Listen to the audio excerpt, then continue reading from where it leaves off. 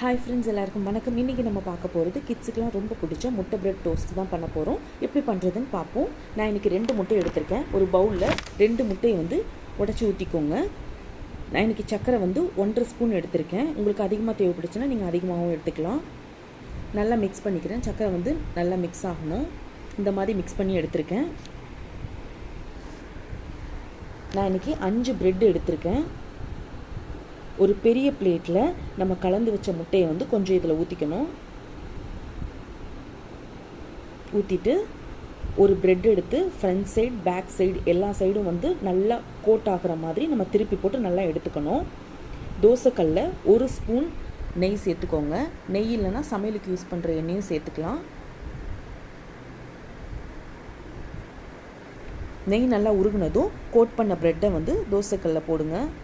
தேவைப்பட்டுச்சுன்னா சைடில் கொஞ்சம் நெய் இந்த மாதிரி நம்ம ஊற்றிக்கலாம். ஒரு சைடு வெந்ததும் பரட்டி போடுங்க.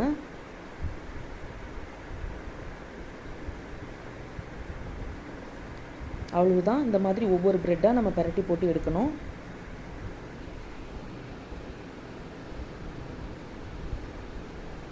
அவ்வளோதாங்க, அட்டகாசமான ஸ்நாக்ஸ் ரெடி ஆயிடுச்சு. சுட சுட காஃபி கூட வச்சு சாப்பிடுங்க. சூப்பராக இருக்கும். இந்த மாதிரி ஈஸியான ரெசிபிஸ் பார்க்கணும் அப்படின்னா நம்ம சேனலுக்கு சப்ஸ்கிரைப் பண்ணுங்கள். வீட்டில் செஞ்சு பார்த்துட்டு மறக்காமல் கமெண்ட் பண்ணுங்கள்.